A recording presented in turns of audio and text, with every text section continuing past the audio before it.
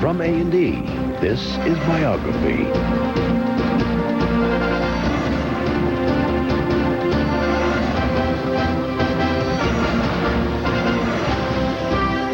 For November 22nd, 1998, Biography with Peter Graves. That government of the people, by the people, for the people. Hollywood's royal family. For 3 generations, the Hustons have been earning praise, awards, and fame. Walter Huston, Oscar-winning actor who started the dynasty. John, Oscar-winning director known for his brawling and boozing. Angelica, Oscar-winning actress carrying on the family tradition. For most of this century, one Huston or another has been in the spotlight, even if they were not always one big happy family. Walter, John, and Angelica have been colorful, controversial, and most of all, creative. Their talents have made the movies far more entertaining, and their turbulent lives have made Hollywood itself a little more exciting. The story of the Hustons is one of misfits, disobeying conventions and achieving success in their own time, on their own terms. Walter Huston was the most respected character actor of his age. I guess Walter was as good as they come. Had as great a presence on the screen as any actor since the beginning of films. Walter's son John would grow up to become the archetype of the Maverick director. He lived a life which was more glamorous or dangerous or adventurous or interesting or exciting than his actual heroes. A man of wonderfully dry wit. A man who was legendary with the ladies and never spoke about it. She said, the wonderful thing about John was that you always felt the legend was smaller than the man. I still don't know if my father is a man or a god, in actual fact. How many years have I got? She's mine, too. John Huston's children emerged from his long shadow. His voice was deeper, his stride was longer. He was quite an imposing figure. The Hustons were a family who continually reinvented themselves. Nobody took it slower than me, Charlie. And in the process, wove a legend that spanned a century of show business.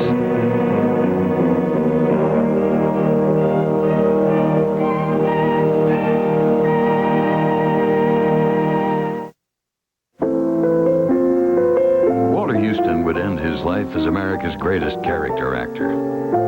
The confidant of presidents, the man who played Abraham Lincoln. He began his life, however, in Toronto, Canada.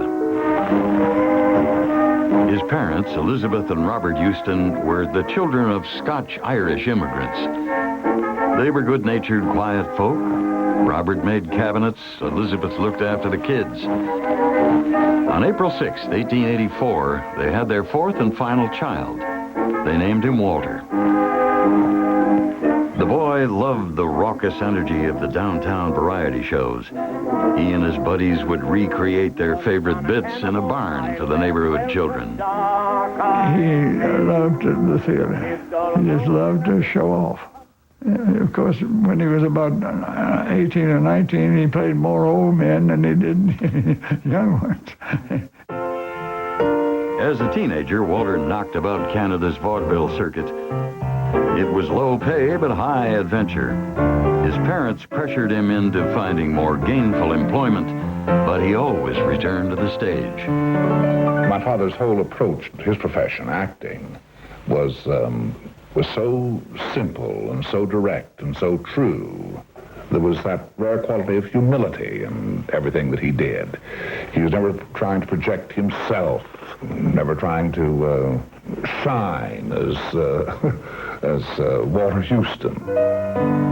Walter's troupe endured late trains, dilapidated theaters, and collapsing scenery, and he loved every minute of it. But he knew that true success meant America. Walter was like Uncle Sam. He had vigor and His eyes were would wake you up. Houston and a friend hoboed on a train to New York, where he landed a job slinging hash and waiting tables in Times Square. He used up his spare hours scrounging for stage work, where no part was too small. His first New York role was as a messenger in Shakespeare's Julius Caesar. On opening night, he forgot all 4 of his lines. The producer tossed the future toast of Broadway out the stage door. Most of Walter's work was on the road, playing in melodramas on the 10, 20, 30 circuit, named for the prices of admission. If they were going to leave to go to another town the next day, why, he'd go with them. Without anything, except not even a toothbrush. Walter took a bit part in a 2-bit play and headed for the town hosting the biggest event Middle America had ever seen. Meet me in St. Louis, Louis. For the rest of Walter's life, 1904 St. Louis remained memorable not for its World Fair, but for the 23-year-old newspaper reporter he met there. Rhea Gore came from the kind of stock her future son would turn to legend. Her father was Union Army veteran John Gore, a Midwesterner with a flowing mustache and an overflowing charm. Her mother, Adelia, was the strong-willed daughter of a Civil War hero. Together, they crisscrossed the frontier, chasing fortune in a dozen towns in as many years. John owned a saloon and then led a temperance movement. He became a newspaper publisher and then chucked it all to prospect for gold in Colorado. Whatever the occupation, he loved to gamble. I mean, here you have this Houston family of Irish descent who are rather good at weaving a long tale or rather good at Blarney. And, whatever keeps us alive, ultimately. I mean, we live on our wits alone. John Gore's haphazard wandering left little room for fatherhood. Rhea was 8 when her parents placed her in a convent and 16 when she moved to St. Louis to fend for herself. By 23, she was a successful reporter at the St. Louis Post-Dispatch and covering the biggest story of her career. Rhea Gore first noticed Walter Houston while she was interviewing the star of his road company, but bit player Houston's piercing eyes and red slippers made the bigger impression. Each alone in the city, they set a date for Thanksgiving dinner. On New Year's Eve, they became man and wife. Walter's father-in-law was thriving in nearby Nevada, Missouri, a tiny town he claimed to have won in a poker game. John Gore somehow convinced the young actor to take steadier work, making Walter Houston assistant town engineer. On August 5th, 1906, Rhea Houston gave birth to a baby boy and named him John after her father. Walter was a family man. He became an engineer for a while when he was trying to support a family which consisted of a wife and me. And then the lure of the stage was just too great. I mean, he wasn't cut out to be an engineer. A few months after John was born, family legend has it that Walter, overseeing the municipal water supply, allowed half the town to burn down. John would later embellish the story freely. He proceeds to tell me this incredible story about how his father had been a worthless actor all of his life.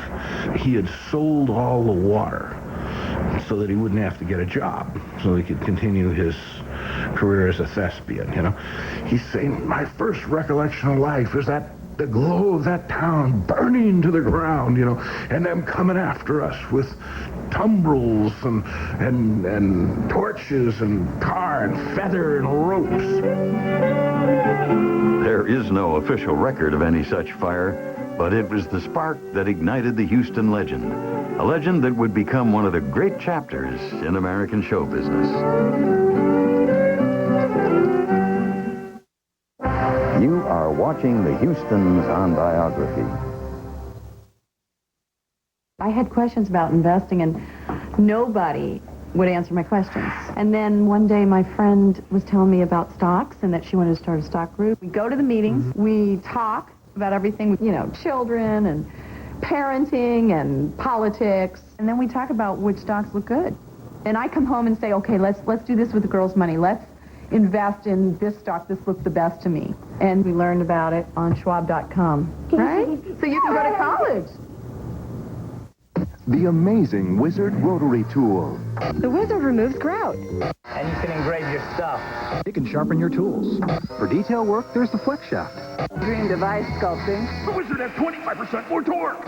With a high-speed motor that won't bog down. By the end of the century, your TV will have over 500 channels. Almost enough to show you everything the Wizard can do. The Wizard.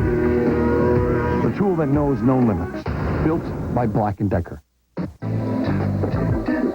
Send your customers 2-day packages with FedEx and we'll deliver, even on Saturdays, for an extra $10. Send your customers 2 to 3-day packages with priority mail and we'll deliver, even on Saturdays, at no extra charge. Send your customers 2-day packages with UPS and we'll deliver. But not on Saturdays. Sorry. So, what's your priority?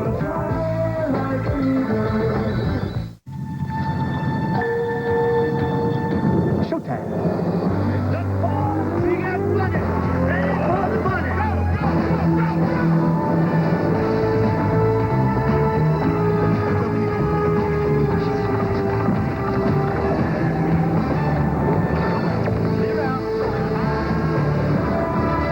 Kid, welcome to the big leagues.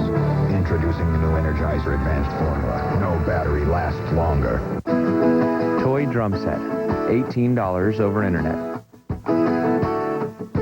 Jean jacket, $20 over internet. Cozy coupe, $40 over internet. Saturday in the yard, instead of the mall, priceless.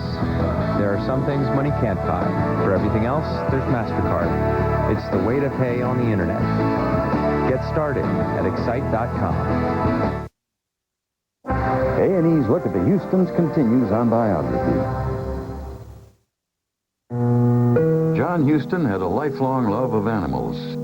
It began at age 3 when his family moved to the horse country of Weatherford, Texas. My mother was a horsewoman. I remember sitting on a saddle in front of her before I could walk. My earliest memory. All the stories were bigger than life that he told, and he told them well. He told me that he rode. He had calluses on his backside before he had them on his feet. The more John's father worked as a civil engineer, the more he hated it. Walter wanted to return to the stage. Rhea wanted to return to St. Louis. Their marriage fell apart. Rhea charged Walter with desertion. He would be out of his son's life for a long time. With his mother working, John's grandmother, Adelia, looked after him. She would read him doggerel verse about Uncle Sam that the boy, not quite 4, quickly memorized. He had a brief on-stage career in Texas as a novelty act. Walter's career wasn't doing much better. He spent the next decade knocking around the ragtag vaudeville circuit. The thing in vaudeville, really where you make your mark there, is that you are yourself. And the minute you come on the stage, the audience knows who you are. I passed your house last night. Yes, I passed your house last night. Thank you, Walter. Thank you. I saw you hugging and kissing your wife for 10 minutes. You should keep the shades down. Oh, the joke's on you, Walter. I wasn't home last night. Walter attached his star to a minor vaudeville sensation, Bayonne Whipple. In the spring of 1915, they wed. He later wrote, being married made it cheaper in hotels and on railroads. Moreover, it simplified our sex life. The Hustons would always ride the waves of fortune. In 1913, John Huston's namesake, John Gore, was found dead in a cheap hotel in Waco, Texas. Next to his body, an empty whiskey bottle and 2 suitcases full of raincoats he had been trying to sell door to door. Like her father, Rhea loved a roll of the dice, spending her weekends with John at the races. He would later say, My mother taught me money's for spending and to hell with the odds. He told me that his mother was erratic, and that seemed to me to be particularly important in with regard to his own character. He had two women that were doting over him, and he was rather frail as a young boy. I mean, there was a certain female pressure, I think, that he felt growing up that was very oppressive to him as a child. The first Houston to move to Hollywood came not for the movies, but for the climate. When he was 11, doctors misdiagnosed John as having a heart condition and put him on a strict diet. At the doctor's suggestion, he and his mother moved to Los Angeles and took up residence at the Alexandria Hotel. John's idol, Charlie Chaplin, made a surprise visit. He'd heard that a little boy was sick in the hotel. I was about 10 years old, 10 or 11, and had called up and asked to come and see me. And did, and it was one of the most entertaining hours I've ever spent. Many years later, John revealed to Chaplin that he had been the boy in the hotel.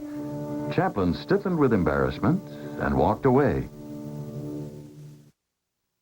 Rhea put John under the care of a new doctor who discovered that the boy suffered only from malnutrition. To test his strength, John snuck out each night to a nearby canal and let the current carry him over a dangerous waterfall. And I think this may have set up some kind of inner energy that when Dad was scared by something, he never revealed it and he would go straight for it. Once again feeling strong, John returned to school and had his first sexual escapade with a girl known around the neighborhood as Hatchet Face. He seduced her by telling her she was beautiful. At school, John took up boxing. At 6 feet and 140 pounds, he gloried in his prowess as an amateur boxer. He eventually won 23 of 25 matches and got his nose permanently flattened in the process. Flash, 1 count, knockdown. In the summer of 1923, 16-year-old John ran off to New York to reconnect with his father. My father took me when I was about 16 to see the Dempsey-Fearpole match.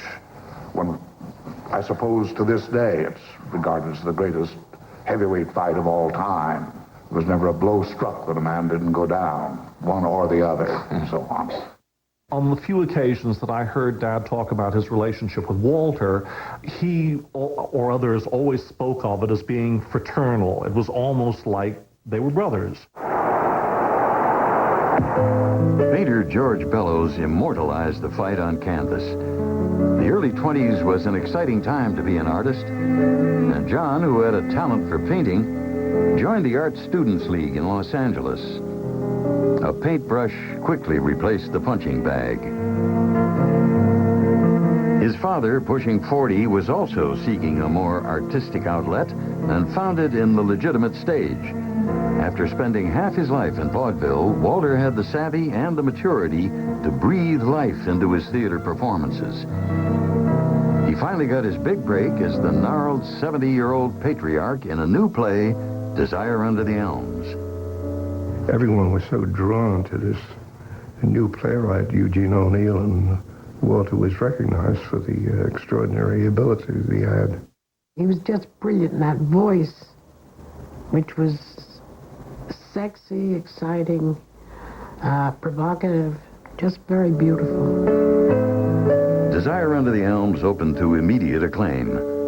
When the curtain closed, the audience stood for 15 minutes applauding. Walter Houston, the self-described bohunk vaudevillian, was the toast of the town. You are watching the Houstons on Biography.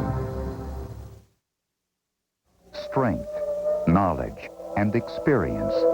That's Pacific Life.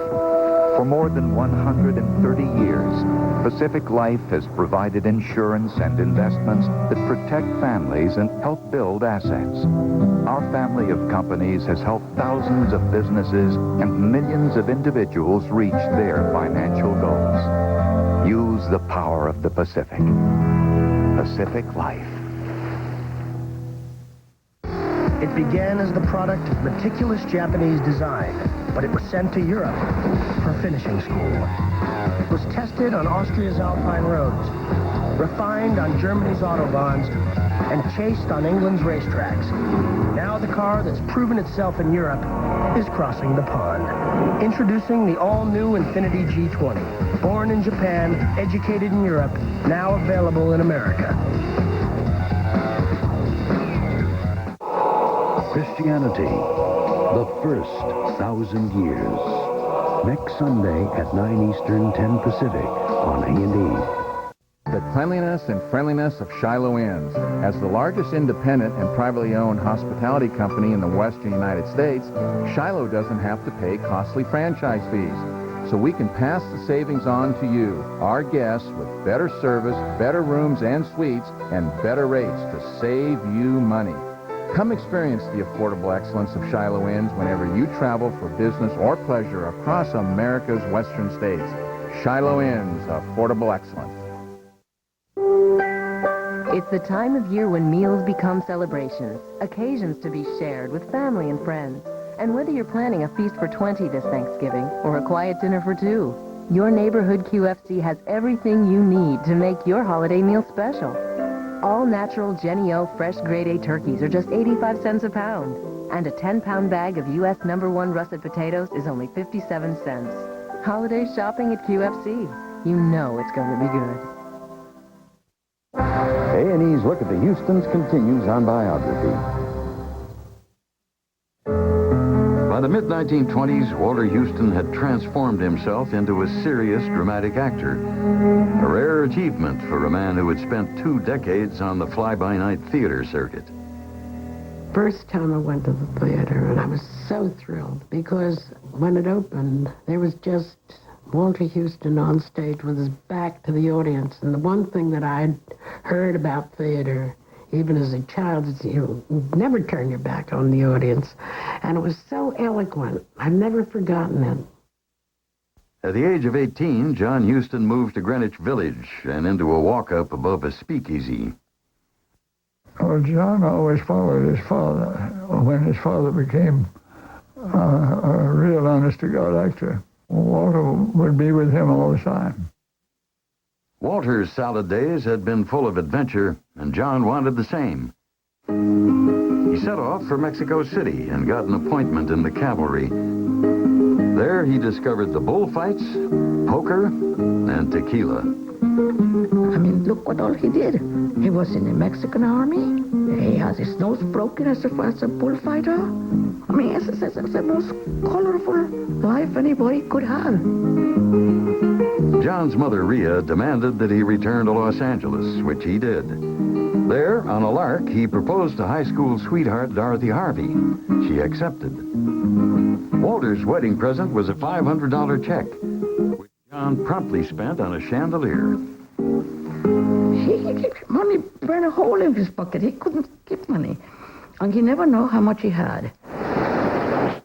John and Dorothy took a bungalow in Malibu, where he would spend most of his time painting. One day, Rhea presented him with a copy of James Joyce's Ulysses, banned in the United States.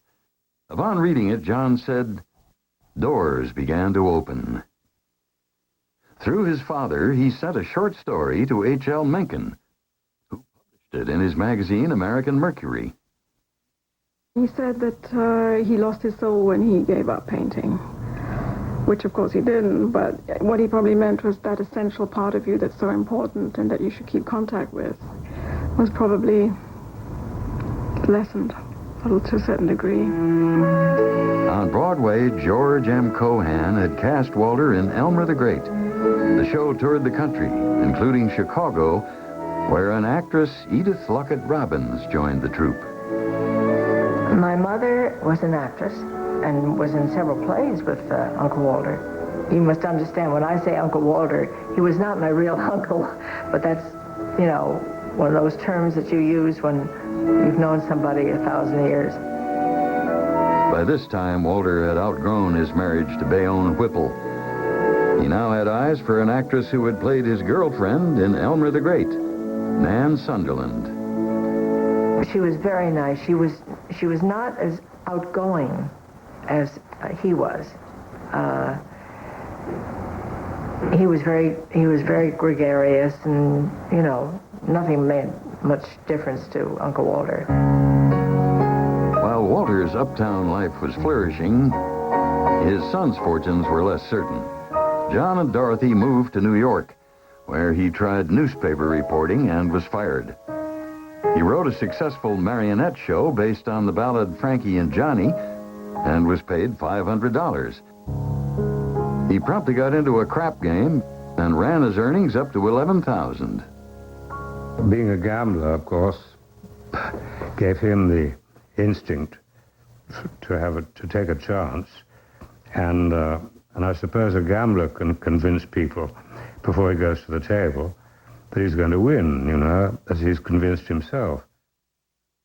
Jameson, the dreams of one generation are the commonplaces of the next. Yes, I dream. Dreams are my constant companions, my best friends.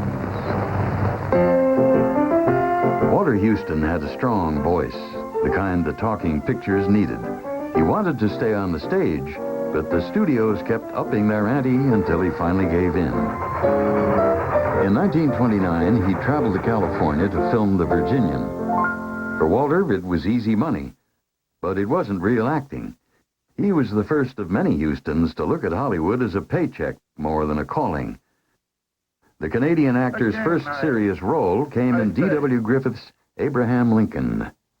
That government of the people, by the people, for the people, shall not perish from the earth. Walter's girlfriend, Nan Sunderland, had a bit part as the actress on stage at the Ford Theater. Within a year, they would be married. The talkies also required strong writers. John joined a migration from Broadway to Hollywood. Walter was able to get his son his first screen credit as a dialogue writer on one of his films.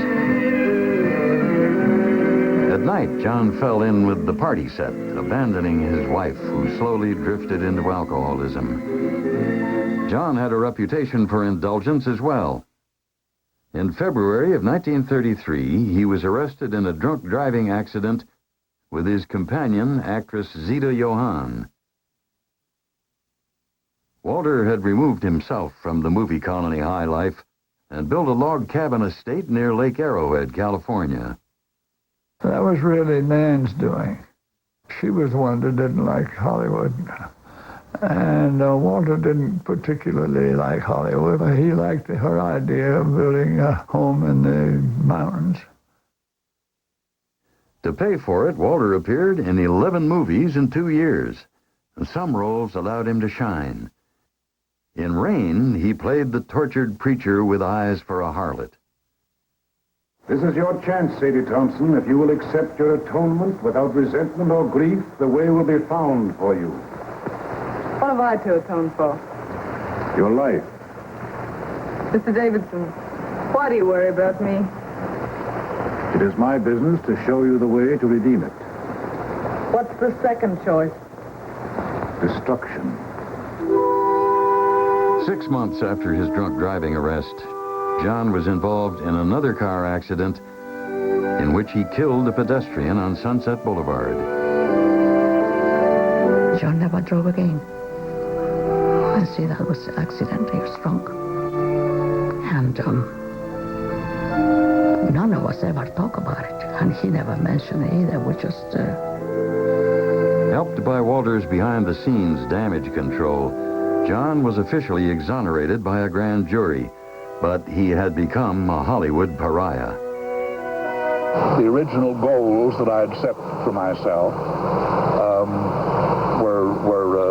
were destroyed, ceased to be. Marriage broke up. I was responsible for its breaking up. And whatever I turned my hand to, I failed at. John took off for Paris and for London, where he got some minor film work. Broke broke and sleeping on park benches, he sketched tourists and sang cowboy songs on the streets for spare change. Back in New York, his father was about to take on his greatest stage role as the businessman with a romantic soul in Sinclair Lewis's Dodsworth. A year later, Walter recreated the role on screen. Bishop's Light, of course, I've never been across before. I got excited. I took one look at that light, and all the things I've ever read about England came to life. The town behind it with those flat-faced brick houses, and a cart crawling up the hill between high hedges, and Jane Austen, Oliver Twist, and Sherlock Holmes. England. Mother England. Home. Have you always felt that way about England? I don't know. It just now struck me, but I guess I must have. Say, most Americans would if it weren't taught out of them. Why, all my people came from England. Oh, Mr. Dodsworth, you do need soothing. On stage, his wife Nan had played Dodsworth's lover. In the movie, the part went to Mary Astor. From that point on, Walter and Nan's careers and lives grew further apart. Fired up by his success in Dodsworth, Walter was ready to take on Shakespeare for the first time since he had flubbed a bit part in Julius Caesar. This time, he was Othello.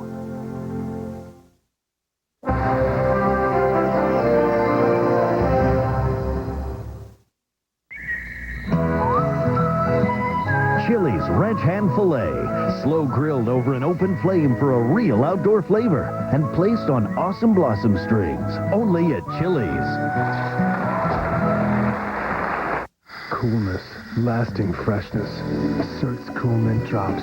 Coolness outside, inside, a drop of Retsin for fresh, cool breath that really lasts. Cert's Cool Mint Drops, so you can keep your cool longer. Available in new cinnamon, too. When we were traveling cross country, we stopped at a place. They had the business channel. We started watching, and the market was going down, and we said, there are these stocks we wanted to buy, and from the road we called up. Called Schwab because we didn't have a phone modem in the motorhome, so we couldn't trade online. Where were we? Utah. Utah, on a payphone, talking to Schwab, Trying to get... buying the stocks. There was a feeling of exhilaration. Hey, we've done it. You've committed to it. Then we got back in the motorhome and traveled on our way. And those purchases have done very well. An A&E special presentation. From the deaths of one man came the birth of a face. From the sacrifice of one, the salvation of millions. Explore the myths and mystique and the origin of belief. Christianity, the first 1,000 years. November 29th at 9 Eastern, 10 Pacific on A&E.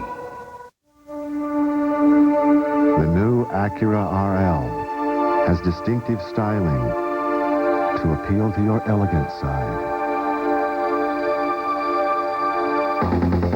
A performance-tuned suspension to satisfy your assertive side. And a sophisticated front and side airbag system to protect both sides. The new RL from Acura. Hey, your kitchen's not as clean as you think. Not all cleaners kill E. coli or salmonella. You never know where they might turn up. Lysol antibacterial kitchen cleaner not only cuts through grease, it disinfects. So, till you have our word on it, you can't call it clean. And now Lysol Kitchen Cleaner's new improved formula powers through baked-on greasy grime. Better than Formula 409. Better than ever.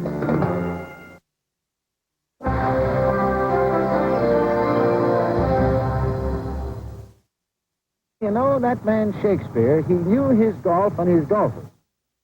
With his success in Dodsworth, Walter Houston had become a movie star. But his greatest personal challenge remained the stage and Shakespeare. Here's another one from Shakespeare. I do begin to have bloody thoughts. Walter had great success with Othello in summer stock and would perform it at home with visiting friends. And we did Othello. I'm Desdemona. Well, I'm with my little 16-year-old voice, you know, I'm okay. We're all in our bathing suits.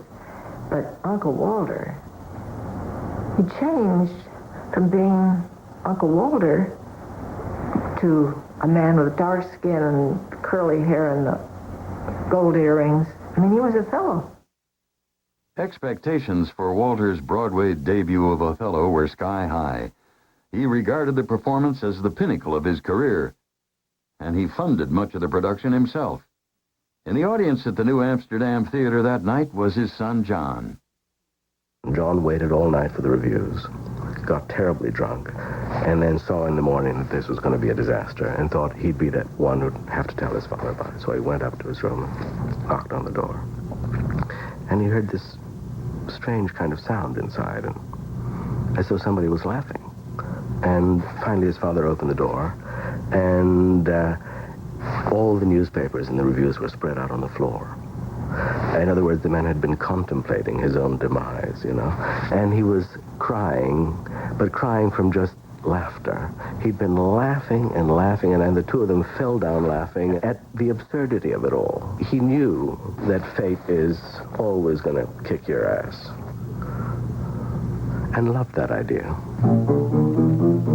In 1935, John met a vacationing Irish girl, Leslie Black, whom he described as a lily maid right out of the Arthurian legends. He immediately asked her to marry him. Leslie agreed, but only if he had a respectable income. John decided to give Hollywood a second try. He was made a contract scriptwriter at Warner's, a studio whose motto was good picture making combined with good citizenship. He was a rascal. He was wild, absolutely wild, you know. That he's married to a beautiful, lovely English lady, Leslie Black. And it's the first time that John simmered down, and they built a house in Tarzana. He talked to me a great deal about how he enjoyed life at Warner Brothers, you know, that his life was planned out for him, that they told him what movies to make and told him what he was going to do and everything, and he had a house in the valley, and you know, how they didn't interfere with him. While John's career sprouted, Walter's blossomed. In 1938, playwright Maxwell Anderson and composer Kurt Weill approached Walter to play a peg-legged politician in their musical Knickerbocker Holiday. He wavered.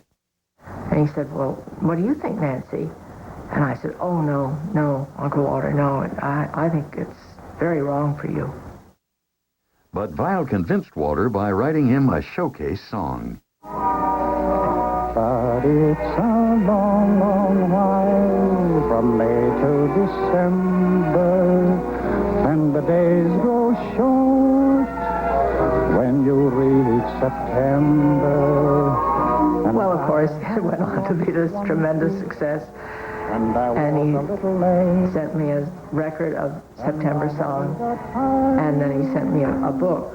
And he wrote to Nancy, who advised me to do this play. And the days turn to gold as they grow few. During tryouts of Knickerbocker Holiday, Rhea Houston was diagnosed with a brain tumor. In August of 1938, at the age of 56, she died. Shortly after hearing that John and Leslie were expecting their first child. John never felt so strongly about anybody as he felt about his mother. She bequeathed him her unpublished autobiography, but John could never bring himself to read it. And for the rest of his life, he would rarely talk about her. My mother worked on the newspapers. She was a restless soul. She was a good writer. 5 months after Rhea's death, John and Leslie's baby girl arrived stillborn. The baby died. And I think that was a big disappointment. It was his first child, you know. We never talk about it either. But he would come and with Leslie and see my baby. Leslie fell apart, and so did their marriage. Grief-stricken, John plunged into his work. What's the matter, Yellow? Come and get me, buddy. Come and get me. John's knack for edgy storytelling was attracting attention. Now, I'm giving you a chance to blow. If you decide to stick, I'll shoot the first one that don't do as I tell him. At a time when Hollywood screenwriters almost never made the jump to directing, John's agent, Paul Kohner, worked a clause into his contract. If Warner's wanted to pick up his option, he would get to direct a picture. Come closer. I want to talk to you. I'm going to tell you an astounding story. The story of the Maltese Falcon. Dashiell Hammett's celebrated 1930 crime novel featuring Private Eye Sam Spade had already been adapted for the screen twice, badly. I wasn't at all sure about that monster, the camera. I wanted to know what would be on the screen, and so I drew scene for scene, shot for shot, every shot in the picture. John went back to Hammett's text and adapted it faithfully. What have you ever given me beside money? Have you ever given me any of your confidence, any of the truth? Haven't you tried to buy my loyalty with money and nothing else? What else is there I can buy you with? But he knew what was important in a story from being a writer himself and from reading. I mean, he was a voracious reader.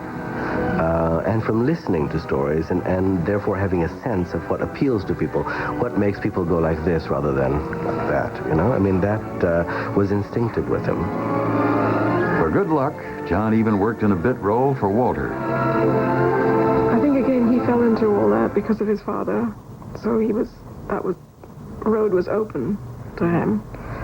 And he just found a way that he could maybe paint on a different canvas. The casting was impeccable. People occasionally would think they were insulting him by saying that you're the man who thinks that 90% of directing is casting. And he would say, no, 95%. We were talking about a lot more money than this. There are more of us to be taken care of now. Well, that may be, but I've got the Falcon. You may have the Falcon, but we certainly have you. Tense, smart, and cynical, The Maltese Falcon was one of the most impressive directorial debuts in Hollywood history. It made a star of Humphrey Bogart and John Huston. And that was such a excitement for him to become a director and to be able to achieve it, you know. He'd been a soldier, he'd been a boxer, he'd been a hunter, he'd been this, he'd done everything. And so he wasn't like some film student who was copying everything. He was making the movies for the first time. At 36, John Huston was no longer knocking on Hollywood's door. He was its honored guest. You are watching the Hustons on Biography. Good financial decisions require expertise. Life needs flexibility. Success demands leadership. If there's something you want to achieve, the principal has one word of advice. Plan a financial strategy for yourself or your business. Start today. 1-888-506-PLAN. Plan ahead, get ahead. The Principal Financial Group. Send your customers a FedEx package in 2 days, and it makes a big, big impression. Cost? Up to $11. Send your customers a UPS package in 2 days, and it makes a big, big impression. Cost? Up to $11. Send your customers a priority mail package in 2 to 3 days, and it makes a big, big impression. Cost? Just $3. So, what's your priority?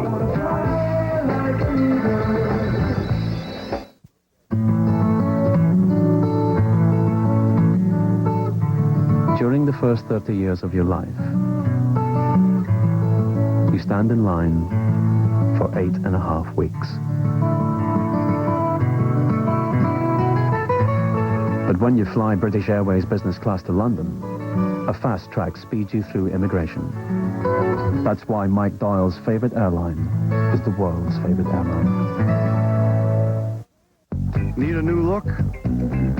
The new Black & Decker mouse can do it all.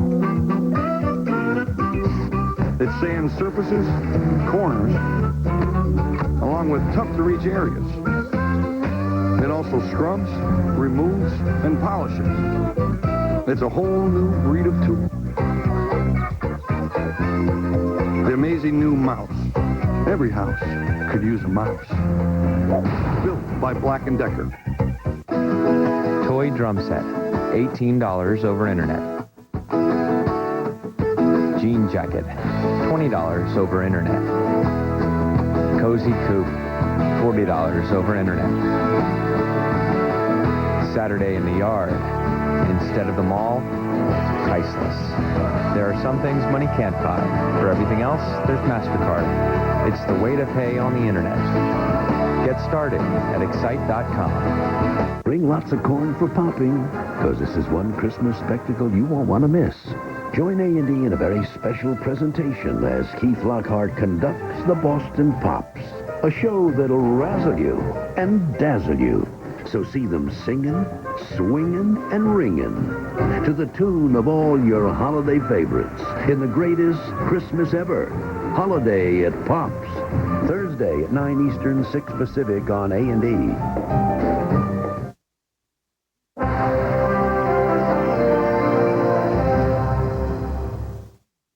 You and your righteous airs.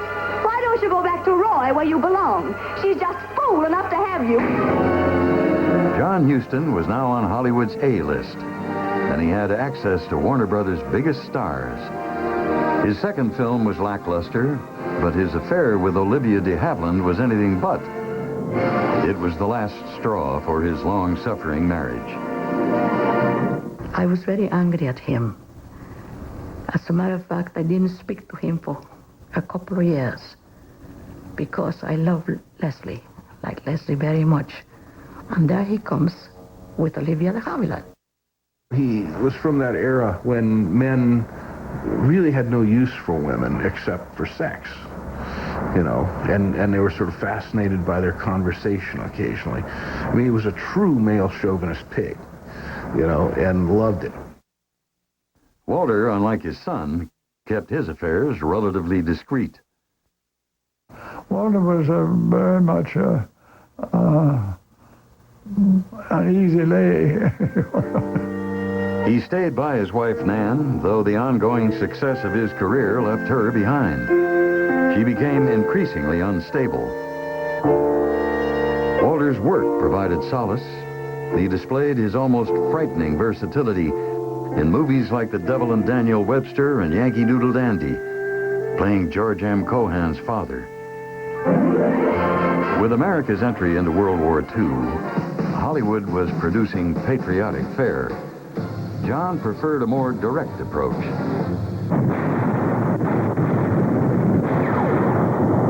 Huston joined the U.S. Signal Corps and started producing documentaries.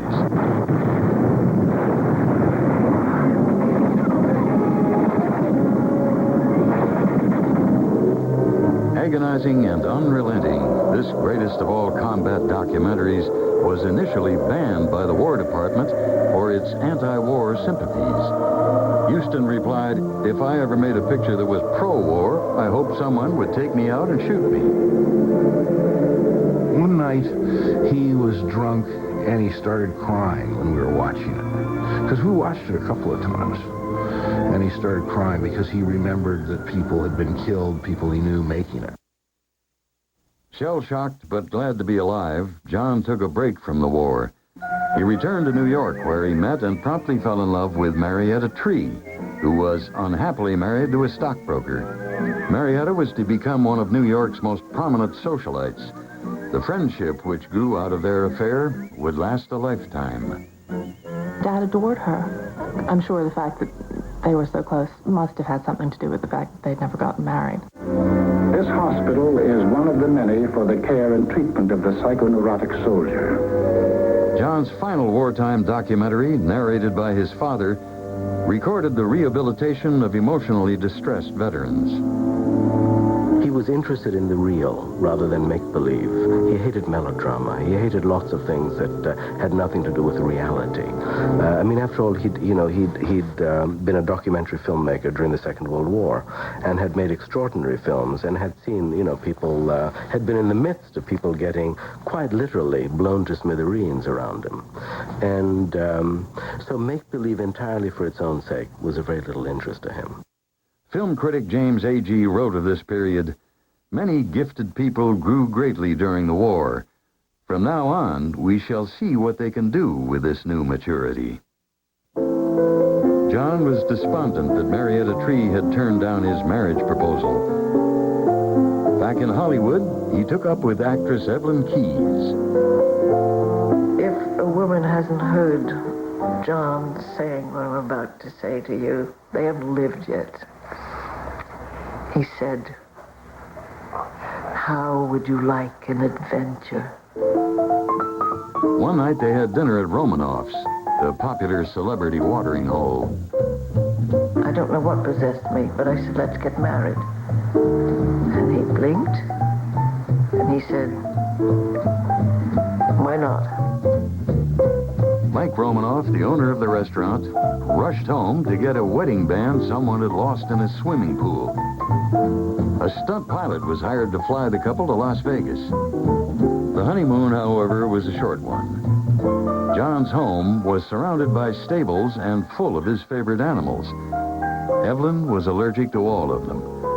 Shortly thereafter, John was presented with a chimp at a party. It was love at first sight. Monkey puts his was kissing him. It was fun, but afterwards he had to take the monkey home. That monkey was so attached to John that poor Evelyn had to get out. In April of 1947, John traveled to Mexico to begin his next movie, The Treasure of the Sierra Madre. His cast included Walter Huston as a grizzled prospector, minus his dentures. Sure, I'm an odd old bone now, but say, don't you guys sink the spirit, John. I'm all set to shoulder pickaxe and a shovel anytime anybody's willing to share expenses. Rather go by myself. Going it alone's the best way, but you gotta have a stomach for loneliness. Some guys go nutty with it. On the other hand, going with a partner, too, is dangerous. Murder's always lurking about. Partners accusing each other of all sorts of crimes.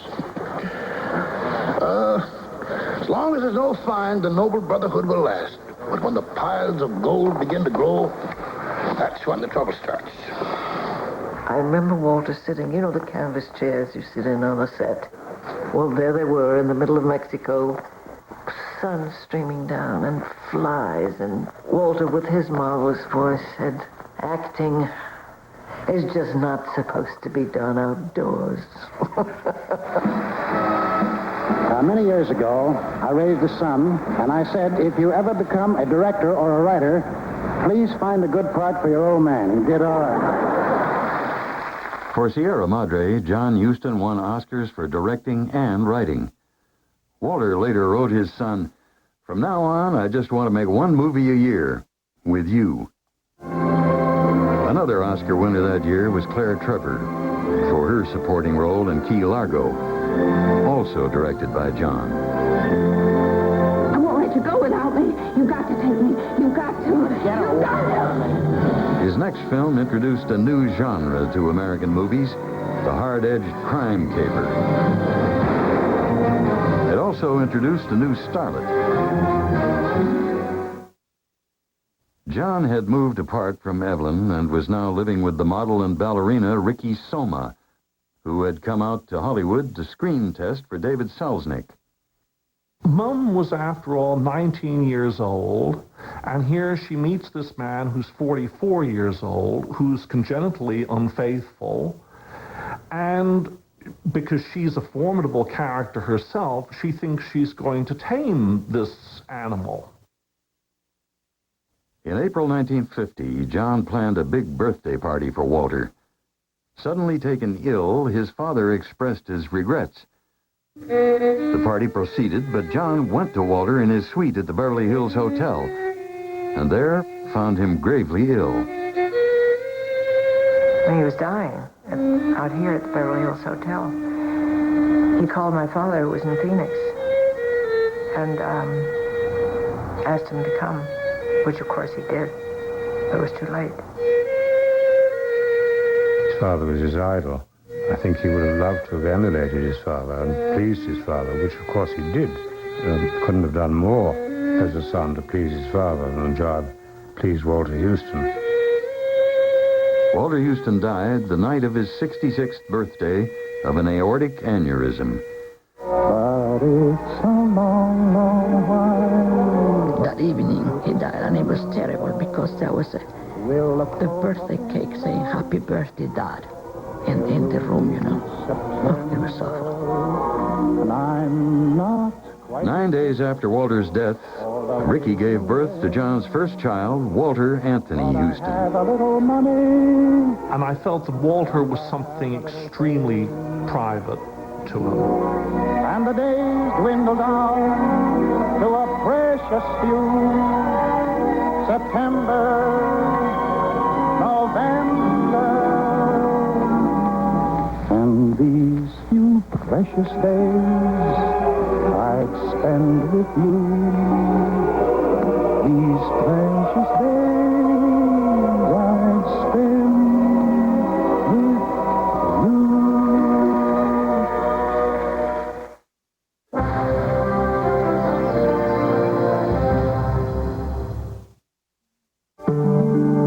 When was the last time you felt the power of a mountain, the romance of a train, or the unexpected warmth of a stranger's smile? When was the last time you spotted orcas at play, or remembered how to spell Aurora Borealis? And when was the last time you felt so inspired by the simple act of looking out your window? Holland, America. It's time. What will happen in Cuba after Castro? What will replace television? Is an arthritis cure around the corner? One thing's for sure, opportunities abound. And every day we send a search party of 35,000 to find them. Care to join us? Let's get to work. Solomon Smith Barney. Tomorrow on Biography. Born to privilege, haunted by tragedy, scarred by scandal. Chappaquiddick was the final blow. Could he overcome his personal demons? I ran for president. I wanted to be president. Ted Kennedy on an all-new Biography. Tomorrow at 8 Eastern, 9 Pacific on A&E. An A&E special presentation. From the deaths of one man came the birth of a face and the origin of belief. Christianity, the first 1,000 years. November 29th at 9 Eastern, 10 Pacific on A&E. If your table could speak, what tales it would tell. Of great holiday meals, the life of your family told in the sharing of great food. Of old recipes handed down from one generation to another. And no doubt you're very particular about the food that graces your table. Just like the store that's been serving families for over 75 years. Great food at lower prices every day. You'll find it at Fred Meyer. This month on pay-per-view, the truth is out there. They call me Spooky. David Duchovny and Gillian Anderson star in the wildly popular X-Files. Then follow the adventures of a talkative parrot. Don't miss the laugh riot, Polly. Jennifer Aniston falls in love with an unlikely guy. In some game. It's a romantic comedy full of laughs and heart. The object of my affection. They're all right here in your living room. Call TCI and order in pay-per-view tonight. A&E's Look at the Houstons continues on Biography. By the time of his father's death, John Huston had created his own legend. Maverick filmmaker, world adventurer, and now patriarch to a new generation of Houstons.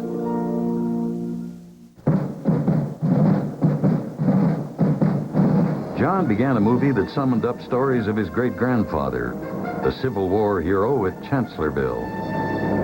The Red Badge of Courage is an essay in pure bravery. John had seen the film as a study on the nature of fear. The studio saw it as boring. Once the film is finished on the floor and he's given a few ideas about music, he would lose interest.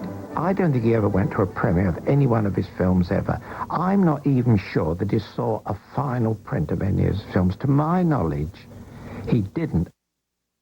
In editing, the studio bosses changed the film, and what might have been a masterpiece instead became a botched masterpiece. John wasn't around to argue. His mind was on elephants. The African Queen gave John the chance to hunt big game while still getting a paycheck. When we discussed the film in London in the hotel, I knew then there were rifles in the corner of the room, and we knew that that's what he wanted to do. He didn't turn up the first morning of shooting, came in about lunchtime and everybody was going mad. He said, I knew the weather wasn't very good.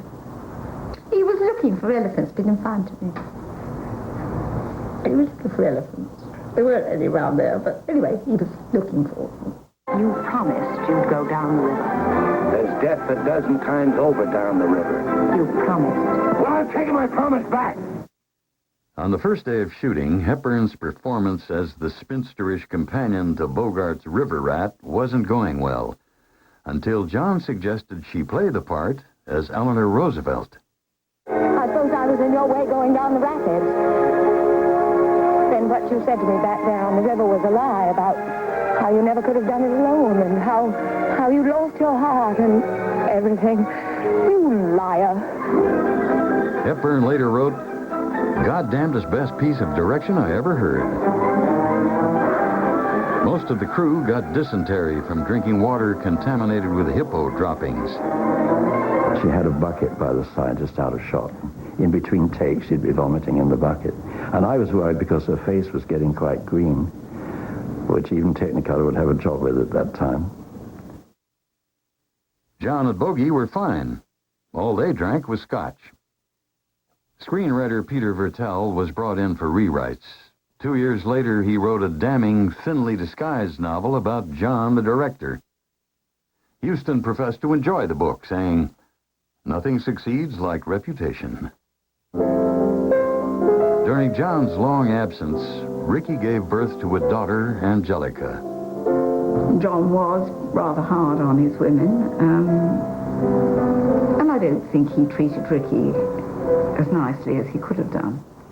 Before he came back from shooting The African Queen, during which time Angelica had been born, Mum asked Dorothy Jeekins, the costume designer, if she knew where she could get some black sheets, black satin sheets. And Dorothy Jeekins said no, because at that time, black sheets did not exist. Dorothy said, "Why do you want the black sheets?" And Mum said, "Well, John has probably been screwing so many black women on white sheets that I thought that screwing a white woman on black sheets might make a nice change." From the wilds of Africa, John headed to the boudoirs of Paris, where 20 years earlier he had eked out a living sketching tourists. He didn't really consider film an art. I'm sure other people have said this to you. He considered film a craft. And a true artist was someone who worked in isolation, was a painter or a writer or a sculptor. For Huston, Toulouse-Lautrec had been a true artist, and John set out to make a film about the painter that looked like a Lautrec.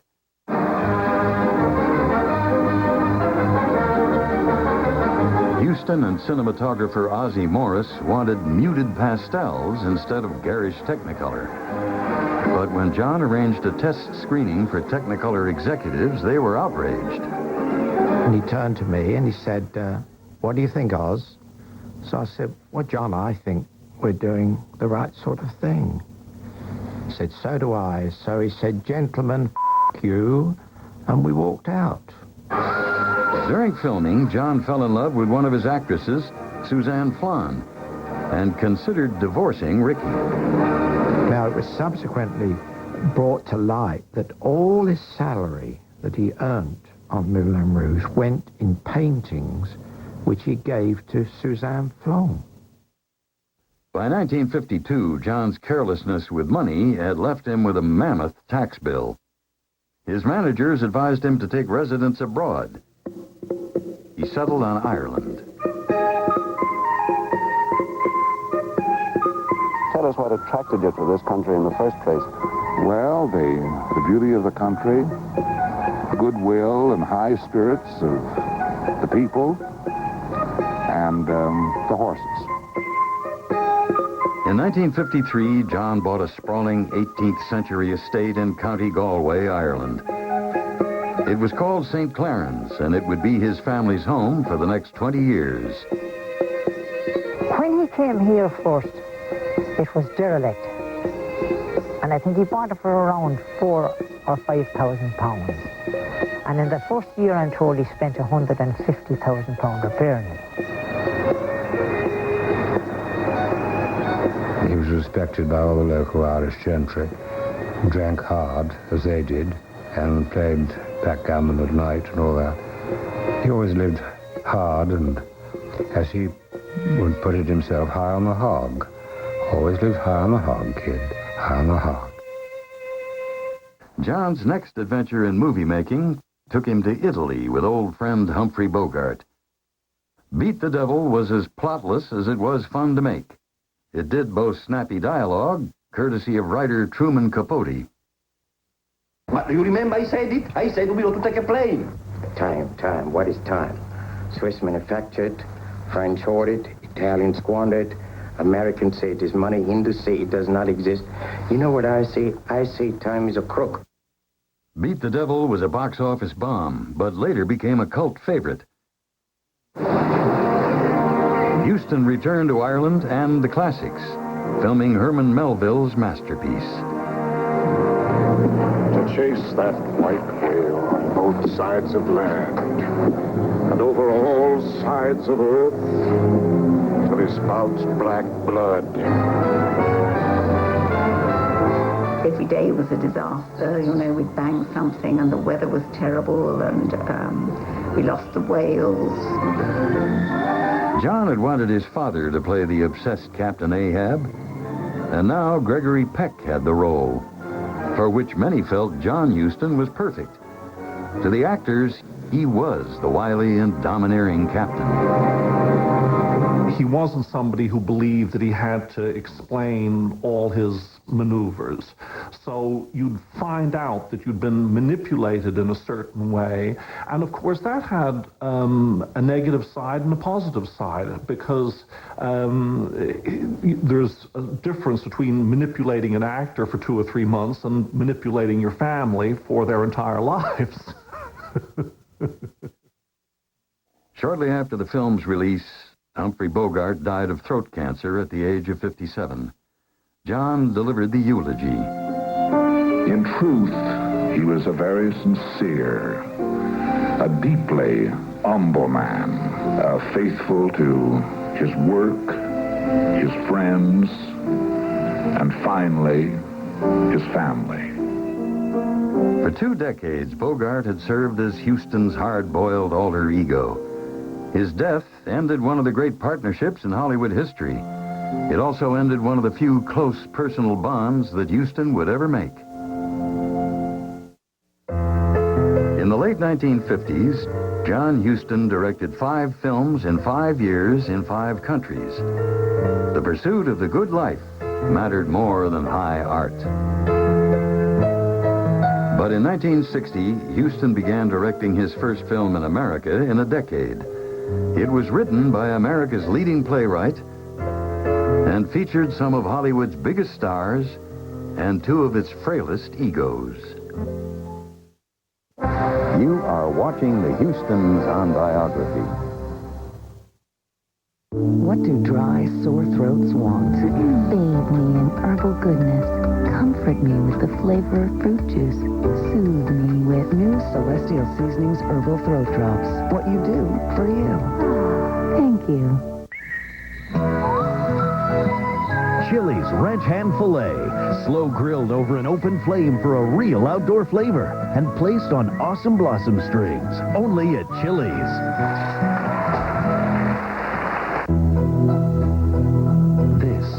Is a new class of economy. More wines and free-flowing champagne.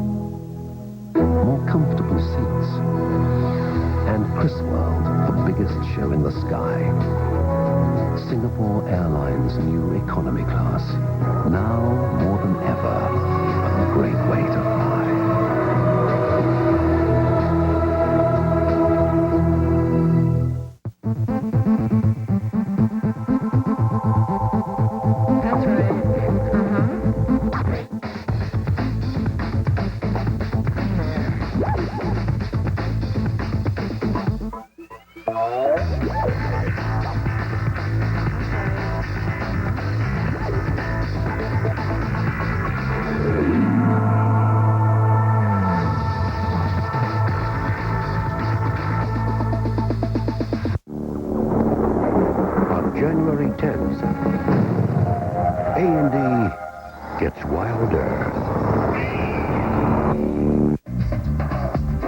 Turn the page and experience a lifetime. Biography magazine.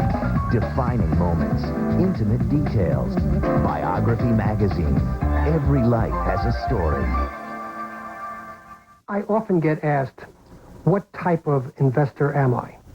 I want answers now. If I get the information today, I can act upon it. I can get the first call report, the Argus report, the Vickers report. If Home Depot drops below a particular price, I want to be notified. If I wanted to buy, sell, or sell short, I just click on the option. Certainly, I'm not the same type of investor I was when I was 30, when I was 40, or when I was 50. I can go on.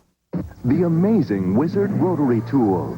The Wizard removes grout. And you can engrave your stuff. It can sharpen your tools. For detail work, there's the Flex Shaft. Dream device sculpting. The Wizard has 25% more torque. With a high-speed motor that won't bog down. By the end of the century, your TV will have over 500 channels. Almost enough to show you everything the Wizard can do. The Wizard. The tool that knows no limits. Built by Black & Decker. A&E's look at the Hustons continues on Biography.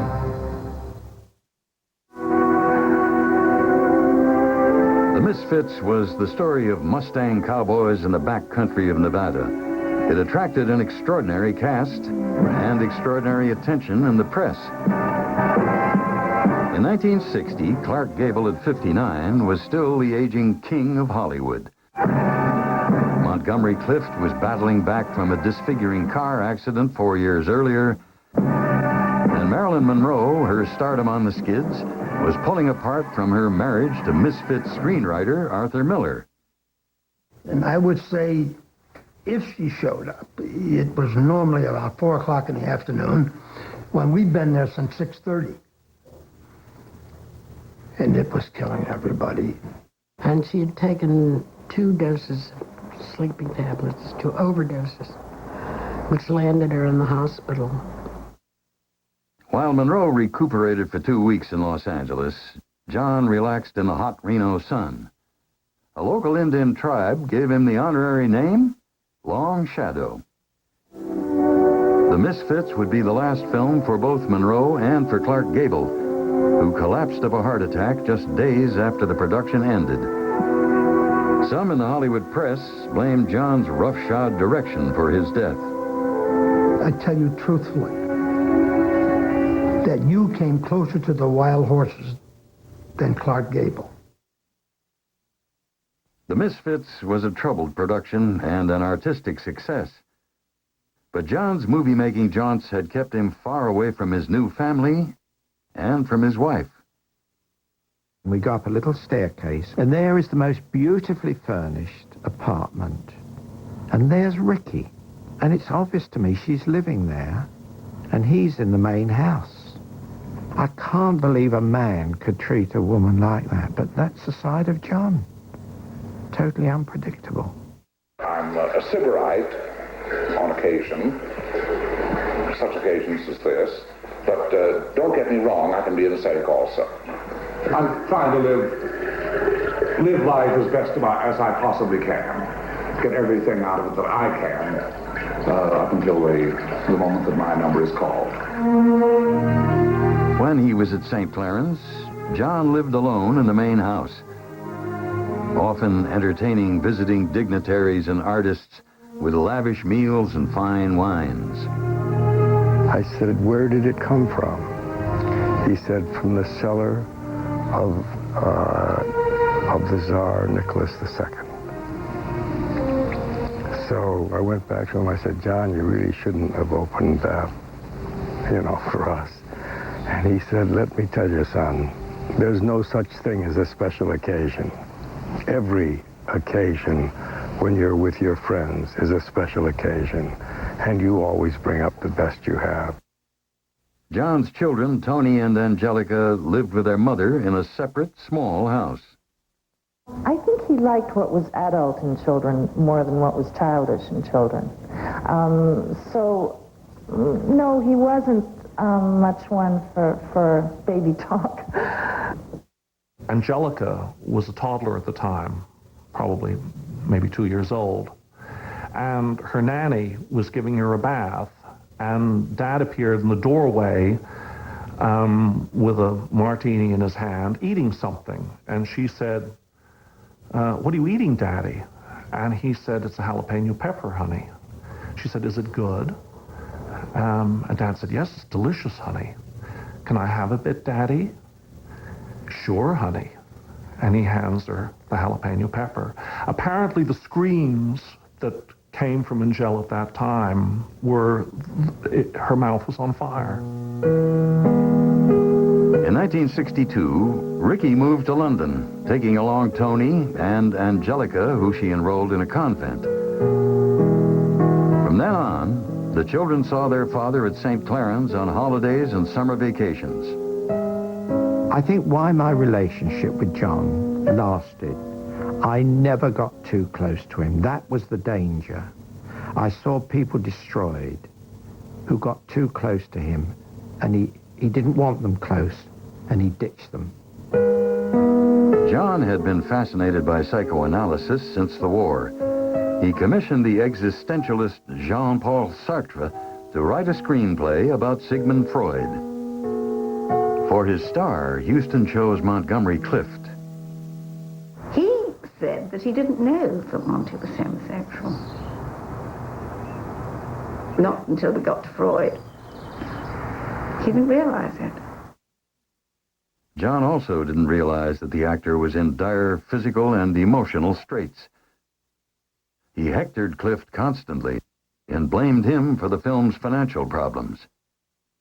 He had a habit of cutting down people who are vulnerable. I said, "Why do you do this to people who can't retaliate?" And you put them in that position, you know. And he said, "Their heads were on the block, kid. Their heads were on the block." A year before Ricky moved out of St. Claren's, John became involved with 21-year-old actress Zoe Salas, who gave him a son, Danny. Danny was about 2 or 3 years old before we even knew of his existence. And then Angelica and I were brought to Rome, and we get taken to Zoe's flat, and we're introduced to Danny, who is pretending to be a little dog. There I was, kind of like, trying to lick their ankles or something. I don't think they were all that pleased. I think they were rather shocked. Dad was saying, "That's a good little dog," and "Sit down, little dog," and this went on, and "This is my new brother." Living in London, Ricky too would have a baby, Allegra. Not publicly known was that the father was a titled Englishman. John raised her as his own. Truman Capote said that John Huston was a refugee from the 19th century. And that was exactly how he lived his life in Ireland. There's a kind of freedom, exhilaration, exaltation that occurs in hunting at its best, which this country can offer. In 1963, John officially became an Irish citizen. No matter who came into the place, whether they were a worksman or a traveller, or whatever the case may be, or someone looking for help, he treated everyone the same. There was no class distinction whatsoever with him. Tony, stop the excuses. Just because you're corrected doesn't mean that you're no good. Just learn to ride again. That's where I ride. But you must not ride that way. That's why you're riding badly. It's only in retrospect that I worked out that the particular scene that you're talking about was something that Dad set up. That here was an opportunity for him to appear the strong riding master, to shout at his children. Put that heel down, Tony. Right heel down. That's my boy. Ever so much better now. Just hold on to that, Tony. You're riding well. For a change. He didn't realize, I think, the damage that you can possibly do if you were actually, to a degree, using your own children to perpetuate a certain illusion of yourself.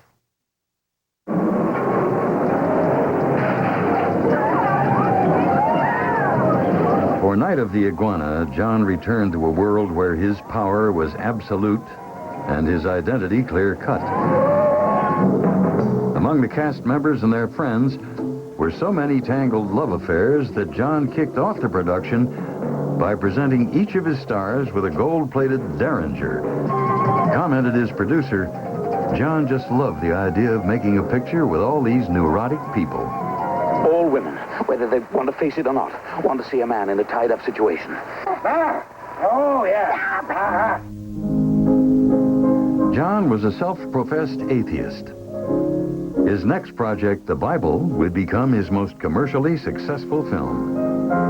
And I think it was John's idea to play this game. What is heaven for you? And his was to have all the animals he'd ever known, and they could now speak and have conversation with him. It had a visionary grandeur missing from most biblical epics, and it had a perfect actor to play Noah. And it wasn't really surprising that on the Bible, for instance, that he played Noah, God, and the serpent in the tree. I mean, between those three, all aspects of his character were revealed. Tony dropped out of college and, at his father's suggestion, traveled the world with futurist philosopher Buckminster Fuller. Angelica was beginning to have aspirations to act. She auditioned for Franco Zeffirelli's Romeo and Juliet, but John dissuaded the director from hiring her. Instead, her father cast her in his own medieval love story. She was 16, and her mother wanted her to finish her schooling, and John wanted her in the film, and there was a bit of a tussle. Helen, I love you, and I want to be with you all my life. She was miserable throughout much of the filming. Yes. God, release the traffic. The hands wouldn't do anything. They would. No, honey. The first place, you hit him with your elbow. Okay. You weren't in the same position. Should we go through this again? No, I put her into a picture at the wrong moment. She wasn't all that good in it. It was a big mistake on my part. The fact that one was the untalented daughter of an extremely talented man was a little hurtful. Shortly after the end of production, John was found unconscious in a London hotel. His lung had collapsed, and an oxygen tent was brought into his suite. 2 months later, Ricky Houston died in a car accident in the French countryside. She and John had never divorced. John Huston's biggest loss in my time knowing him was the death of his wife, Ricky. Because she looked after his affairs at all times, financially and every other way, until the day she was killed. And after once she died, to me, St. Clement's was gone. Not long afterward, Angelica was called upon to promote her movie. My personal view of the film isn't, my personal view of myself in the film isn't, it's just no good, you know? Because I believe that potentially I'm a very good actress. I don't think the film shows it. I don't think I show it in the film. But that's what I want to do. I want to knock people out next time. It would be 7 years before Angelica acted again, and 15 years before she next performed for her father.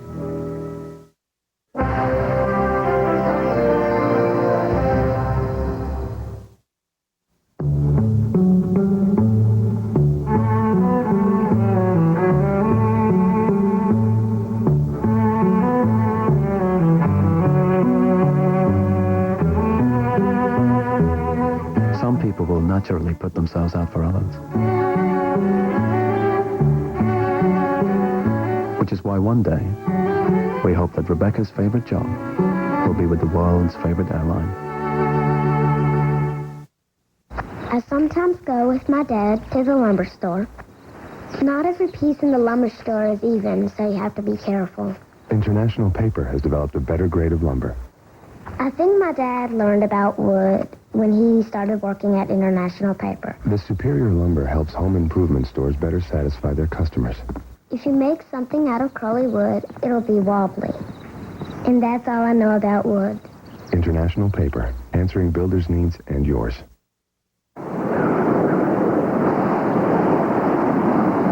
What's the problem with a typical audit that focuses on where your business has been?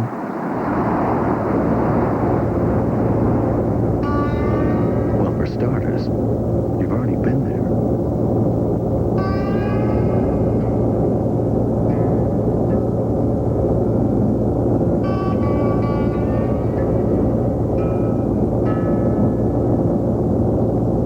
Temptress, groupie, media magnet. She couldn't help it. It was a part of her psyche. Just who is this young woman behind the spectacle? How she fell in love with the President of the United States. Uncover Monica Lewinsky on an all-new Investigative Reports. Tomorrow at 9 Eastern, 10 Pacific, only on A&E. The Lamppost Gallery in downtown Newburgh has expanded. We now have a second gallery in the Clackamas Town Center in Portland. Come step into the light of the Kincaid world, where you will see two of the larger Thomas Kincaid signature galleries in the Northwest. Come in and experience these inspiring works by the acclaimed painter of light. The comfort, pleasant ambiance of our galleries will provide memories to last a lifetime. The Lamppost Gallery, now with two great locations in Newburgh and Portland. When I get to an appointment on time, our customers have this look on their face like they can't believe it or something. I guess I can understand it. Things happen. Traffic gets bad, but no excuses. Here's the deal at TCI. If I can't get to an appointment on time, we'll give our customers $20 or free installation. Guaranteed. Like to see their expressions when they hear that. Right on time.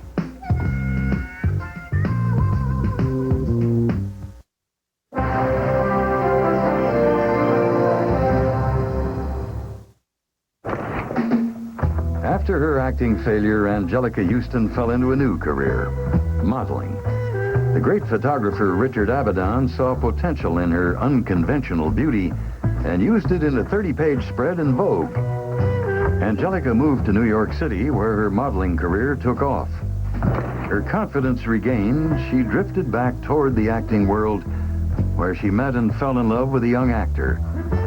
Her father approved. But I think he saw in Jack quite a lot of himself. You know, he had that kind of Irish charm and adventurousness and unscrupulousness.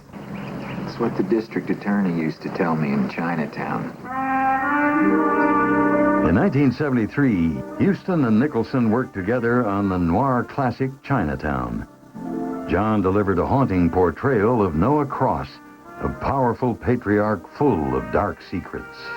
How much are you worth? I've no idea. How much do you want? No, I just want to know what you're worth. Over 10 million? Oh, my, yes. Why are you doing it? How much better can you eat? What can you buy that you can't already afford? The future, Mr. Gitz. The future. Now, where's the girl? I want the only daughter I got left. You found out Evelyn was lost to me a long time ago. Who do you blame for that? Her? I don't blame myself.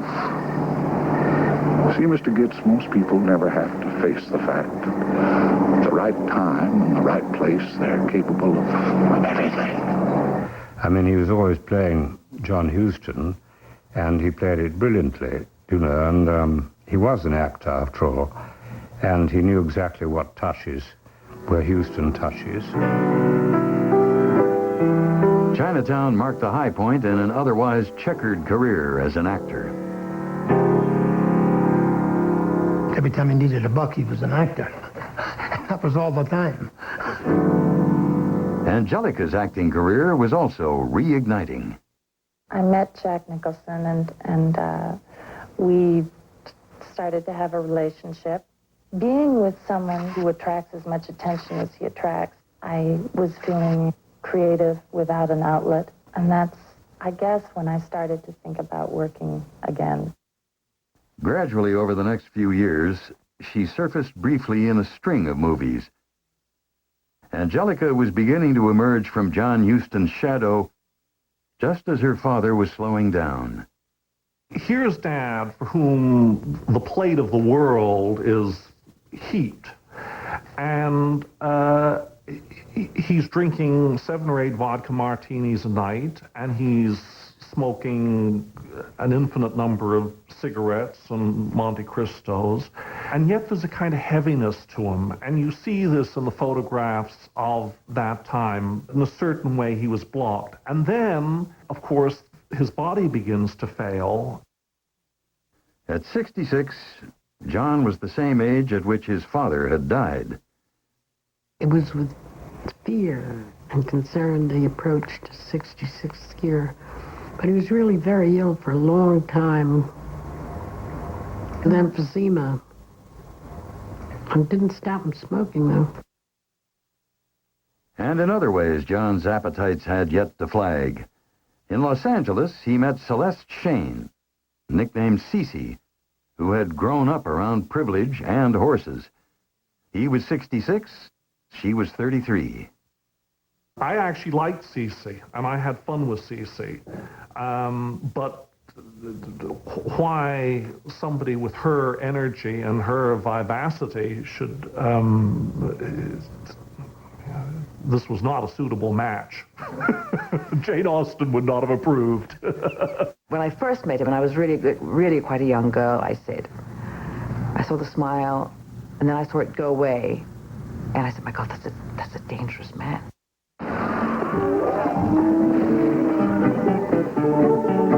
John made 2 films during the next 2 years with Paul Newman. The character of Judge Roy Bean, John would say, reminded him of his grandfather, John Gore. The thing that I remember most about that picture was one of the very opening shots. John staged it, and then he went out into the desert, and he sat there with his cigar for about 20 minutes and came back and designed the most complicated camera move that I think I've ever seen. And I am convinced to this day that his sense of invention came right from his cigar. Pushing 70, Huston doted over his younger children in a way he hadn't with Tony and Angelica, but he still treated them as small adults. I used to have to earn my pocket money by playing backgammon, by beating him at backgammon at $1 a point. That was my pocket money. He wanted to take me to Vegas and enter me in the national championships. And I can't remember, I think I must have been about 12. And he discovered that the lower age limit was 14. He was absolutely furious. By that time, I think John had gotten used to the idea that little kids grow up, and so maybe you could be nice to little kids as well.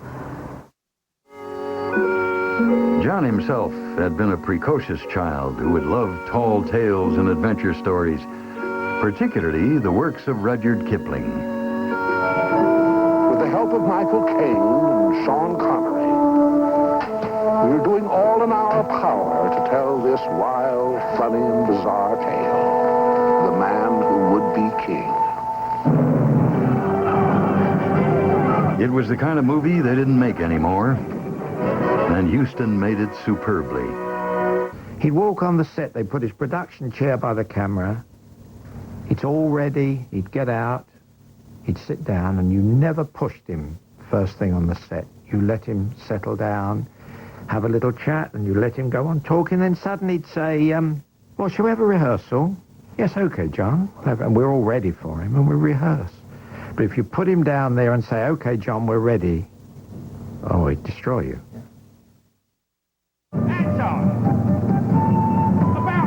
The only direction Huston ever gave me on The Man Who Would Be King, he cut this shot, which was a long speech, and I was a bit ticked off because I was doing rather well, I thought. And all he said, you can speak faster, Michael. He's an honest man. And I went, Jesus.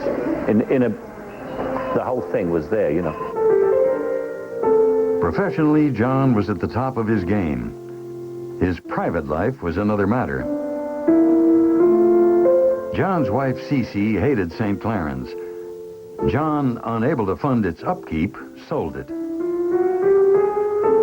It was time to leave, but in leaving it, he left and was conscious of leaving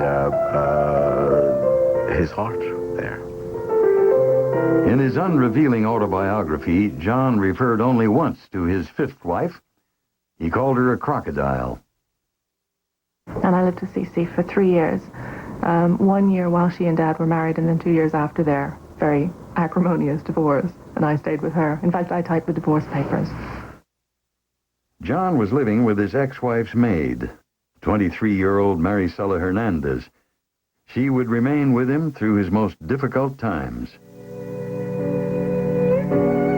John's emphysema worsened and he became critically ill. Michael Caine and Sean Connery dressed as their characters Peachy and Danny from The Man Who Would Be King and paid their last respects. And he was up to the machines and things and beep, beep, beep, and it was all curtains drawn. And the nurse said, "You have 2 minutes." And we said, "Is he going?" She said, "Yes, he's going." So Sean and I go in, stand at the edge of the bed, sort of tearful, and he looks up, "Peachy, Danny." It was the last time we were ever going to see John, and we couldn't say anything, obviously. Then I picked up the paper 6 months later, and he was directing a movie. His days of fox hunting in Ireland behind him, John and Maricela leased land from the Indians in remote Las Caletas, Mexico, an hour's boat ride from Puerto Vallarta. When I went into the kitchen, I saw rows and rows of cans of food, white bread and mayonnaise in the fridge and stuff, and I was just stunned that his life had changed so much. That it was though he was living a completely different kind of life, the one I'd heard he led in Ireland.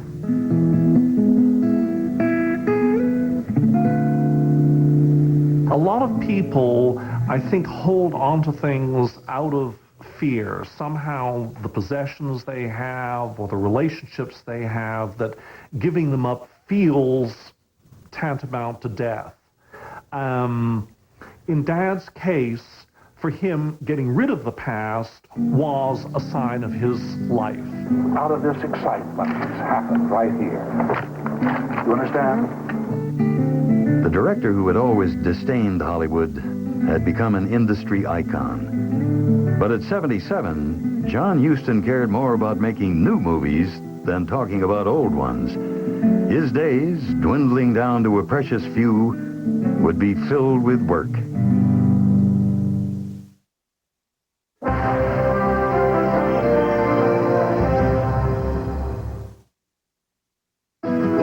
Toy drum set, $18 over internet. Jean jacket, $20 over internet. Cozy coupe, $40 over internet. Saturday in the yard, instead of the mall, priceless. There are some things money can't buy. For everything else, there's MasterCard. It's the way to pay on the internet. Get started at excite.com. Send your customers 2-day packages with FedEx and we'll deliver, even on Saturdays, for an extra $10. Send your customers 2 to 3 day packages with priority mail and we'll deliver, even on Saturdays, at no extra charge. Send your customers 2-day packages with UPS and we'll deliver. But not on Saturdays. Sorry. So, what's your priority?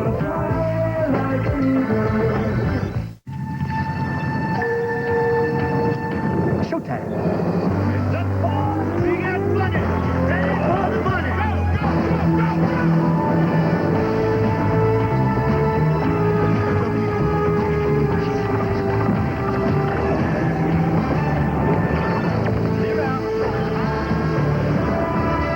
Kid, welcome to the big leagues.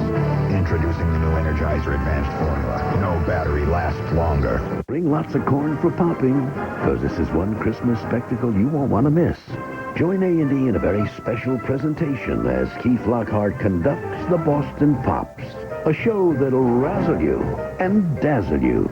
So see them singing, swinging, and ringing to the tune of all your holiday favorites in the greatest Christmas ever. Holiday at Pops. Thursday at 9 Eastern, 6 Pacific on A&E. College in 4 years costs up 40% over the next 5. Somebody do the math here. It'd be great if our money would grow as fast as these kids. Well, paying for college be as painful as this? Hey, that kid just dropped a pretzel? We'll be able to help with her education. I wonder if we should have put that money in a trust. I hope she was kidding about college in Hawaii. Thank you, Payne Weber.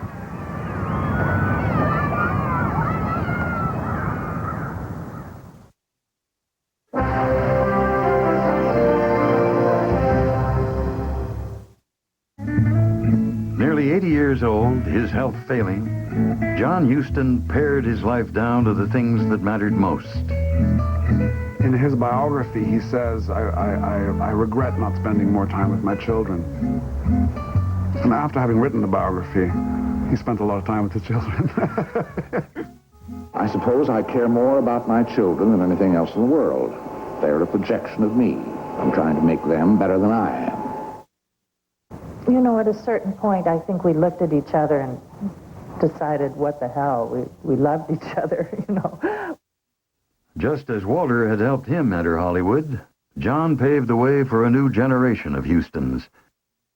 In 1985, father and daughter worked together for the first time since Angelica's unhappy debut.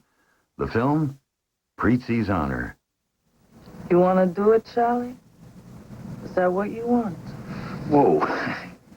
Take it easy. What the hell, May? Nobody took it slower than me, Charlie. 4 years. Answer the question, you want to do it? Well, yeah. So, let's do it.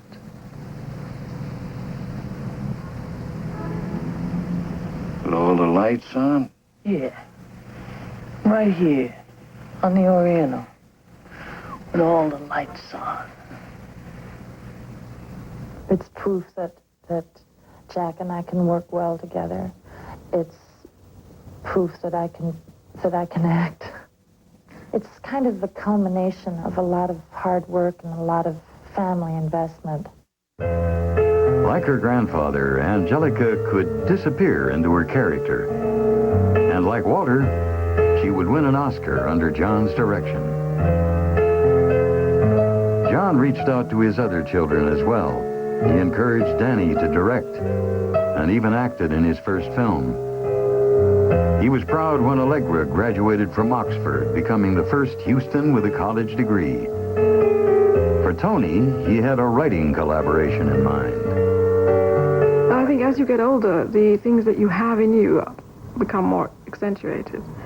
And therefore, his curiosity was more, his profoundness became more profound, his humor was more, his gentleness, his kindness, the bigness, the magnanimous qualities that he had, everything became more and more evident.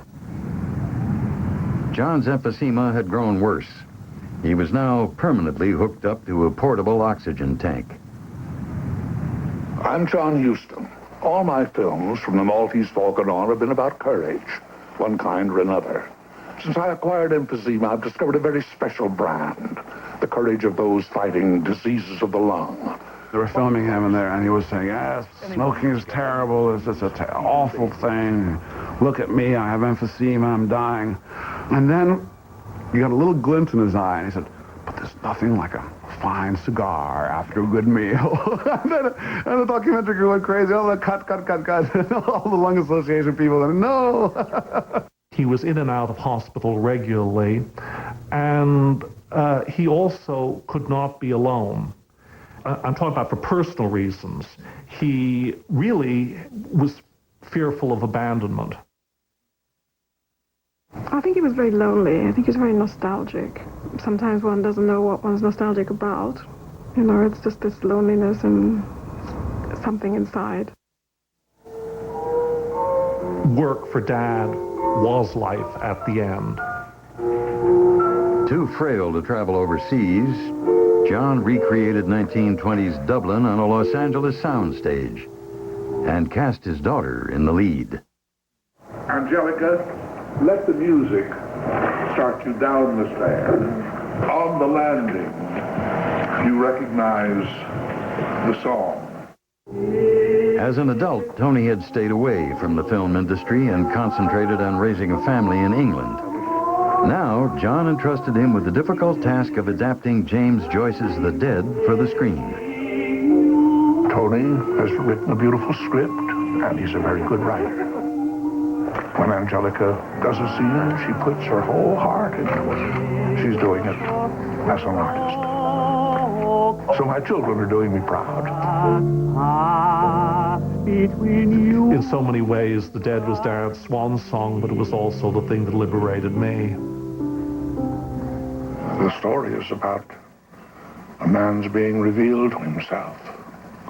And while we're watching that happen, I think we're revealed to ourselves. What we think we are and what we are really are two different things.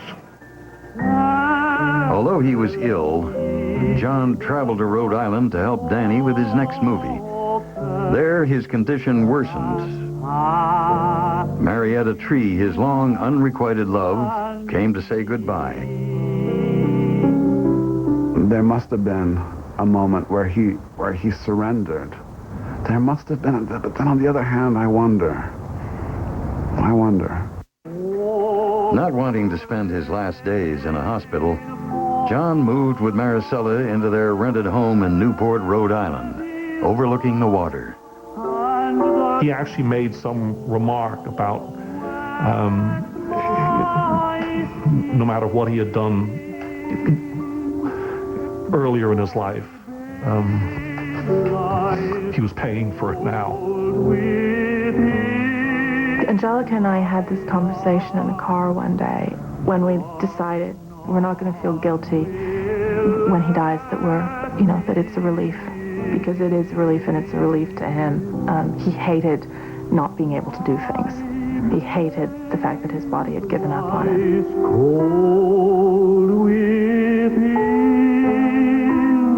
After 20 years of illness, John Huston died the morning of August 28, 1987. For the family he left behind, John's shadow would never disappear.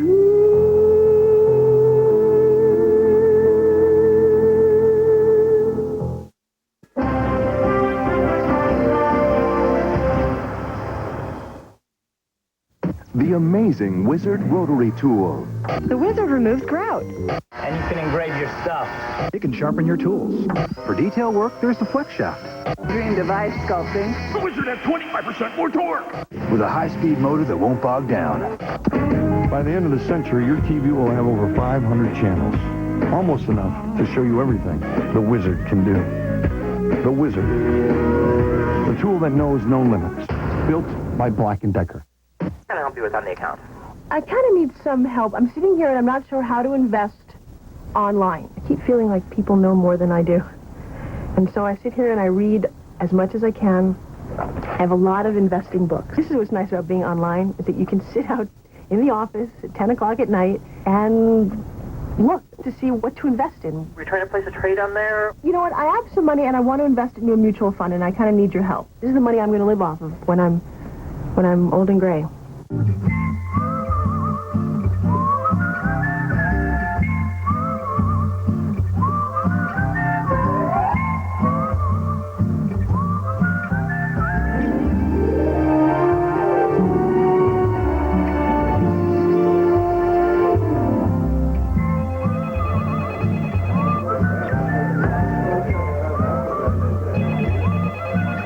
The Civic from Honda. What about now? I was wrong about vitamins. Dr. Art Uleen talks about new discoveries. I used to say vitamins were a waste of money, but nutritional research changed my mind. The benefits are so great that I now recommend supplements for all adults. The American diet just doesn't meet your needs. So I created vitamin formulas to bridge your nutritional gap. Vitamins recommended by a doctor, Dr. Art Uleen. Eat well and take vitamins to complement your diet. And take my best wishes for good health. A&E's Look at the Hustons continues on Biography.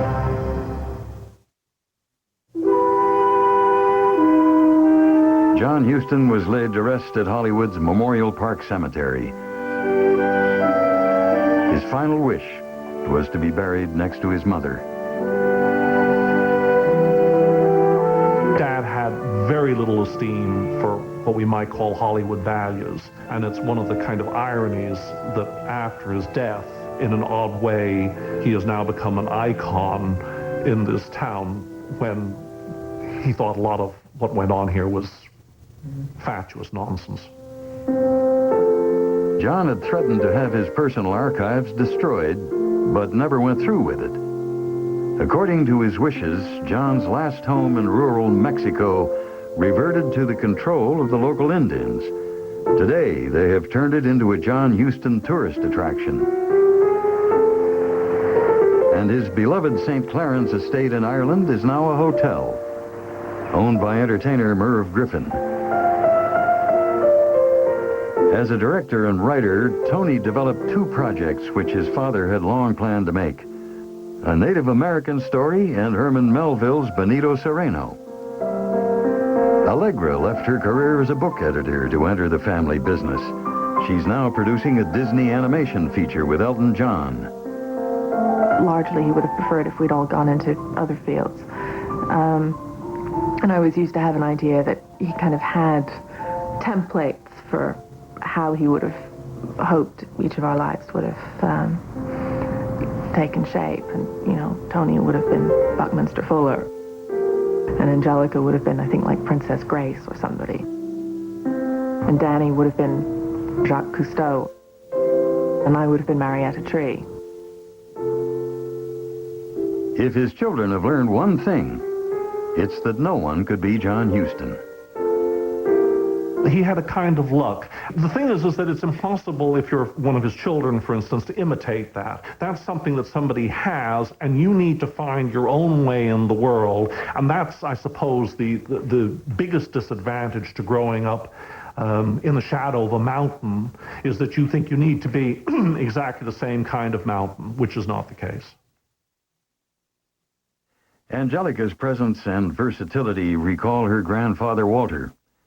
She has become an actress of ferocious force, playing with equal ease cowgirls, Holocaust survivors, and Morticia Adams, who she once imagined herself being as a little girl at her father's Irish estate. But perhaps her greatest challenge and biggest personal success came with the controversial film Bastard Out of Carolina, directed by Angelica Huston. There's not a time that I don't embark on a piece of work that I don't in some way think about what he would have thought of it, think about whether he would have approved. I've never really gained that much by people being terribly pleasant to me. It's more the people who've been strict with me or who've told me really where it's at that have helped me. Angelica's relationship with Jack Nicholson ended in the late 80s. Her love of art, inherited from her father, brought her to a new relationship with sculptor Robert Graham. My father liked a woman that could take control of her life and be individualistic and be centered with her ambitions. And Angelica succeeded in his eyes. The public triumphs of the Hustons have been forged in the private hardships of real life. Each has struggled with the burden of their legacy, only to prosper and to turn their experiences into art. If it skips a generation, or if one of us isn't able to carry that on, I have faith in our genetic design that one of us will keep it going. And that's keeping my father's spirit alive and his father's spirit alive, Walter's spirit. That's ultimately how I feel about ourselves as a family, as the Huston family.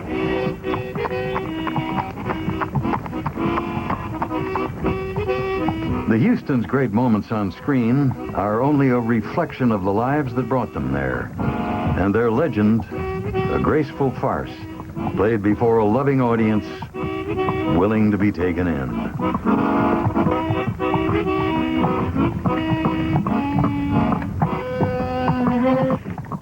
Angelica Houston's next movie is called The Mammy. She plays a single mother who has 7 children and an obsession with the singer Tom Jones. The movie was shot in Ireland this past summer with Angelica as both star and director.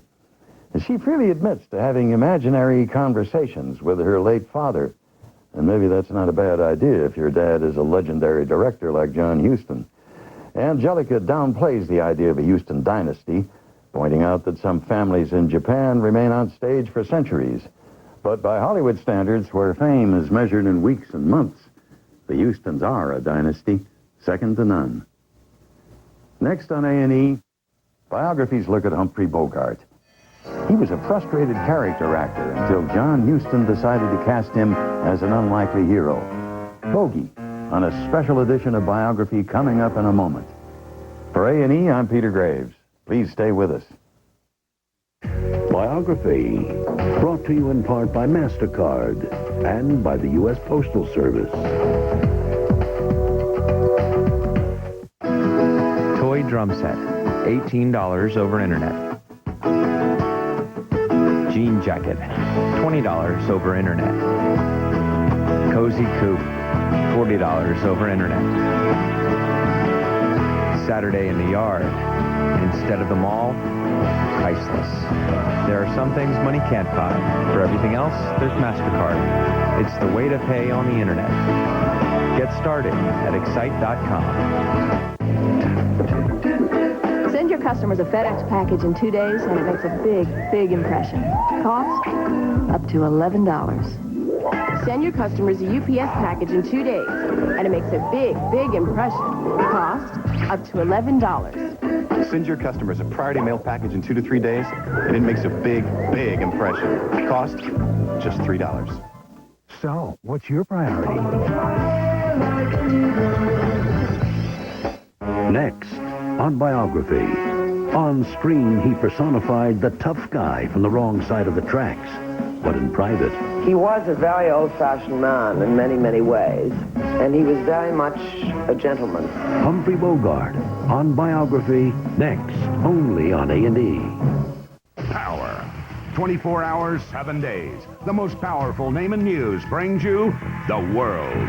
Fox News Channel, the power to bring you the people and places, from mega markets to emerging nations, reports that make a difference. Power to cover the events that shape the planet, the global forces changing your life. The power of Fox News Channel.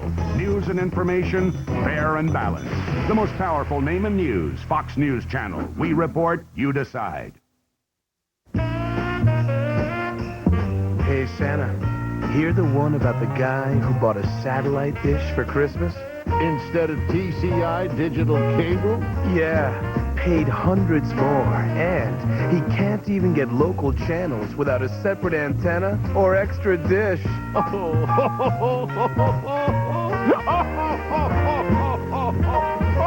TCI digital cable.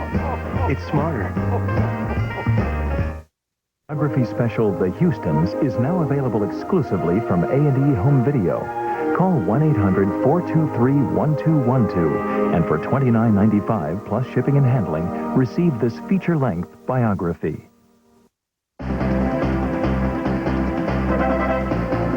Now, here's looking at you, kid. Biography profiles the legendary Hollywood tough guy, Humphrey Bogart, next on A&E.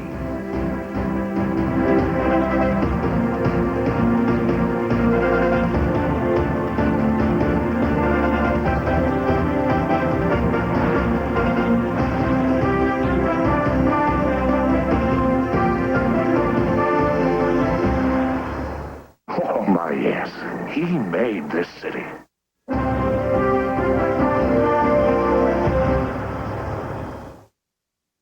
Opulent, whimsical, splendiferous, and as vital to the experience as the movies themselves. Leave your troubles behind for the wonders of Hollywood's golden age, the movie palaces, on an all-new America's Castles. Tonight at 12 Pacific, only on A&E. Biography, brought to you in part by Chevrolet Trucks and by the Florida Orange Growers.